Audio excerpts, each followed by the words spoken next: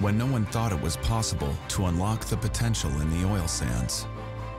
It should come as no surprise that Canadian innovation and tenacity proved them wrong.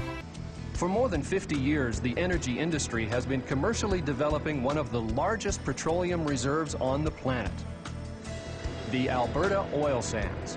The oil here is bitumen, a tar-like substance that can be hockey puck hard, and it's mixed up with sand, water and clay. To get to it, companies have to clear large areas of the boreal forest and then drill it out or dig it out with open pit mining, a process environmentalists like Mark Hewitt of the Pembina Institute say is too destructive. Surface disturbance of oil sands mining it can't even be compared to conventional oil. It's a large open pit mine. The entire surface has been removed in order to extract this resource. To release the oil from the sands, it has to be superheated and chemically treated. Much more difficult to get oil out of it, much more greenhouse gas emissions, and a whole bunch of other impacts. The US National Energy Technology Laboratory estimates that gasoline produced from Canadian oil sands puts 17% more carbon dioxide into the air than average gasoline. Don Thompson is the president of the Oil Sands Developers Group. He says oil sands emissions are overstated by the industry's critics. We have reduced our emissions per barrel by 29% since 1990. Technology is what we have used to do that, and technology is how we will continue to improve in the future. 50% of our oil in Canada is produced from oil sands, and that's going to grow in the future. We think in about 10 years it will be about 75% of Canada's oil production, and a large part of our exports will be oil sands derived crude.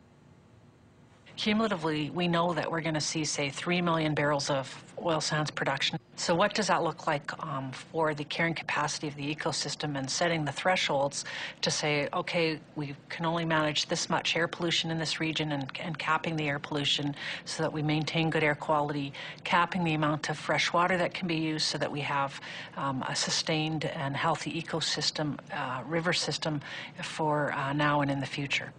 Everything that's alive on this earth, even the blade of grass that's green right now, you know, it's alive, it has a spirit. So is the water, it has a spirit. Once you pollute it so much, it's dead, and you can't use it. You know what, for $50 an hour, I'll deal with it. I'm making over 100 grand a year, and I'm 22 years old. I come here, and every teacher that ever told me, oh, you don't do good in school, you're never going to make it, I'm making triple what they make. If it wasn't for me being able to secure employment in the oil sands, I don't think that we'd be as successful as we are today. I mean, it pays good money. It's a great job. It's rewarding. The economic gain in this area here will be minimal.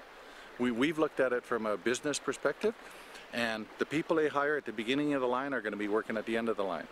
We might get the odd person to lean on a shovel for a couple of weeks, but overall, the impact on the economic benefit to us is minimal, and to even our surrounding communities.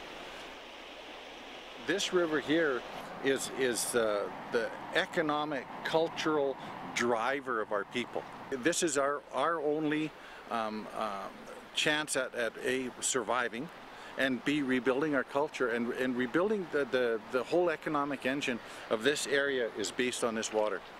And Enbridge just doesn't recognize that. They just look at it as another crossing that it's going to cost them X amount of dollars extra to cross it because, oh, it's some kind of special river to the Indians. The pollution in the oil sand mine that comes out of the stacks around the oil sands where it's being developed goes into the air and then comes back down onto the snow.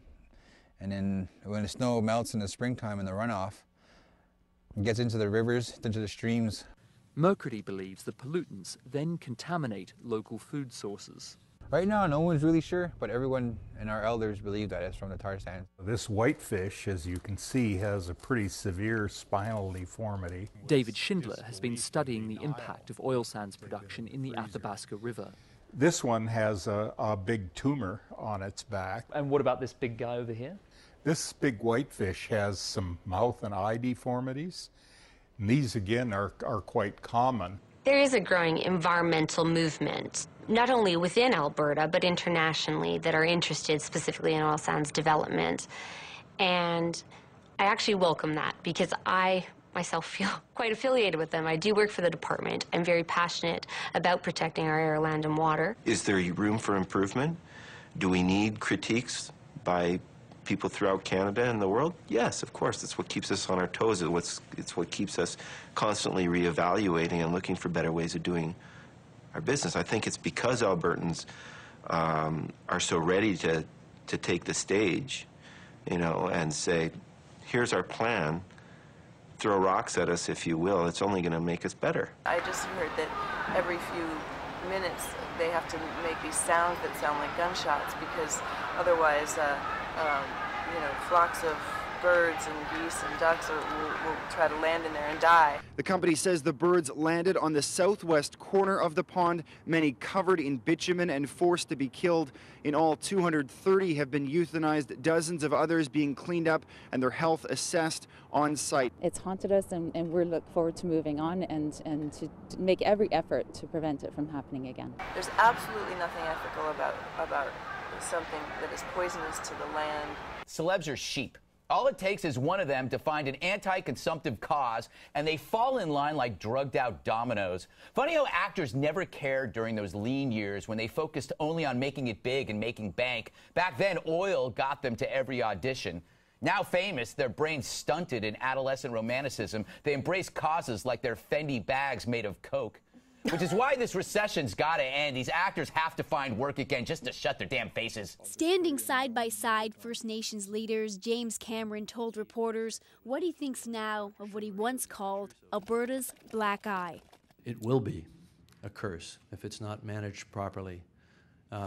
It can also be a great gift. Part of the reason it's so surprising, so shocking, is because it's sort of like you come over this green expanse with very little disturbance in it, and there it is, and it looks massive, and it looks out of place.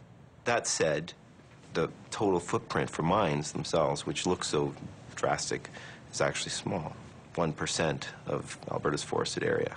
Well, the controversial Keystone Pipeline would begin in the massive oil sands there, which has the potential of producing 3.5 million barrels of oil a day for 133 years.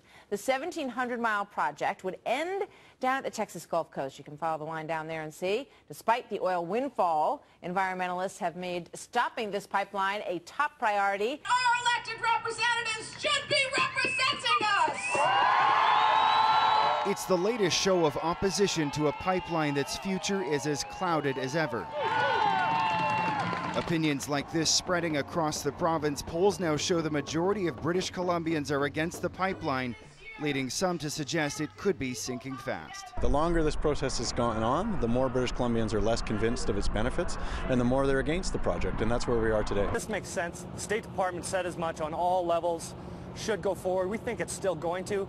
Very unfortunate we got caught up in some politics, but I think it's going to make good sense economically, energy supply, and from an environmental standpoint, we're going to see it go forward. The company admits it's got an image problem, an uphill climb to turn people like these into supporters, but claims it has time to get enough Canadians on board. We are doing an outreach program. You will see advertisements on television and in the papers. And again, it is what we're trying to do is don't take our word for it necessarily, but go find the facts. We're encouraging people to go find the facts. It's got predicted support from many in big business and big oil, now beginning to rally behind it in a more vocal way and say the benefits aren't solely financial. It will influence many aspects of our Canadian-American relationships, I think, in our favor. We won't have to be nearly as concerned about American views of our policies, and our voice will be heard much clearer down south. This is not going to make anybody more energy independent. This is not going to reduce the price of gasoline. Tejada says he believes the goal of this pipeline or any other pipeline that brings tar sands from Canada to Texas is all about the bottom line for big companies. He says in this case, it's not worth the risk. This is the cheapest way for them to get the stuff that they process in these refineries. The refineries in Texas are the best ones at processing this heavy, dirty crude. The U.S. is going to consume somewhere between 4 and 10 million barrels a day of imported oil for the next number of decades. The only real question here is where they want to get that from. TransCanada says it's done everything that's been asked of it, and it's optimistic that the American president will give it the go-ahead soon.